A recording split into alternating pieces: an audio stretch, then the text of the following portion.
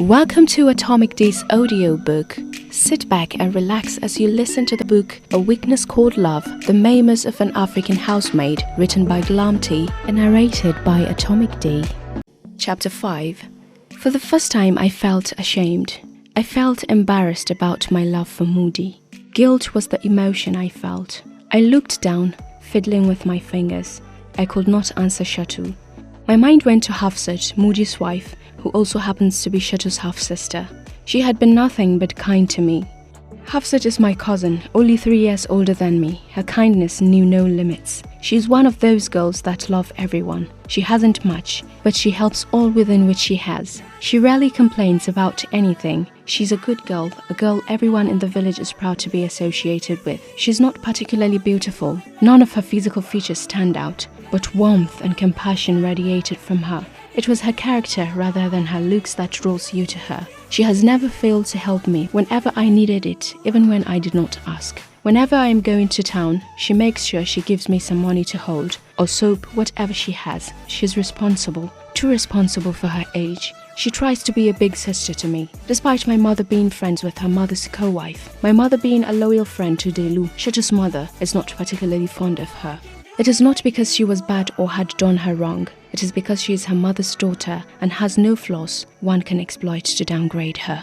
Rivalry between wives extends to children, each child representing his mother. Her mother has the perfect representative in her, one that cannot be tainted. Instead of looking for flaws, we simply ignore her, yet she pretends not to notice and never withhold her genuine beautiful smile to all. She is her father's favorite and most prized jewel. Shatu had always been jealous of her. Perhaps that is why I felt comfortable telling Shatu about my feelings. Shatu had posed a simple yet difficult question. Why Moody? Loving him is an enigma. Explaining why I love him was like explaining why the sun shines, why birds fly, why the sky is blue. Loving him came natural, a deep affection I never knew I could feel. It has become part of me, a habit if you may say. A dear habit I love to indulge in. In his love I find peace, I find comfort, I find hope. Yes, he signifies all I want. Why can't I have him? I deserve him. I deserve to be happy. And right now, Moody is my happiness. My love for Moody knows no bound. It ranks above any rule of morality. Yes, it is immoral to be in love with him, but it is not my fault. For one thing was certain, I am infatuated by Moody. I want him bad. What I am doing may be morally wrong, but I cannot let go of him. He has to be mine at all cost. Hafsat will just have to be collateral damage. Shatu, I said finally, I love him. I love everything about him. The way he moves, the way he smiles, the way his lips curve when he speaks. Everything, Shatu, everything. I have to have him. Okay, she says. I felt relieved. Finally a helping hand. The Lord knows I needed one. I will help you. It is not going to be easy. I'm getting my hands dirty for you. My father may loathe me, but I don't like Hafsat also. I'll see if she will smile when Moody tells her he'll be marrying you as a second wife, she says bitterly. Everybody chooses her over me. Her little life won't be perfect anymore, but I want you to be sure you want this, because once I get my hands dirty for you, there is no turning back. Moody shall be yours in no time, I give you my word, she concludes. But how can we achieve it? I have been dangling myself at Moody almost all the time, but he never even looks at me, I said, wiping my tears.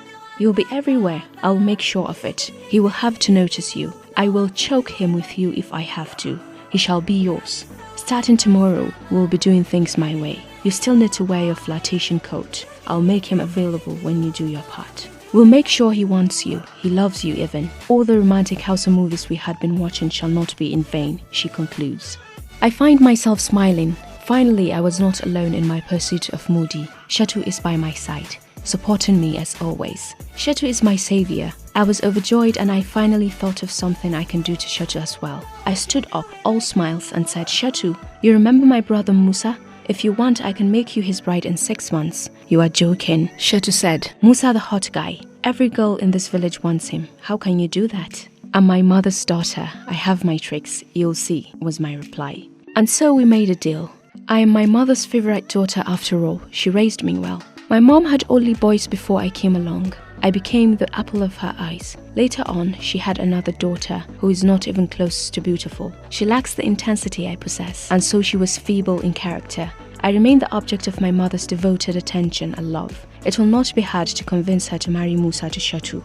Musa will have to concede, for what man in his right senses can ever refuse his mother? It is believed that a man's success in the life after death weighs heavily on obedience to his mother after obedience to God. She can be his doom or savior. If he obeys her within the limits of Islamic faith, he enters paradise. Otherwise, hellfire will be his abode. All I have to do is make my mother order him to marry Shatu. How hard can that be? She never refuses me.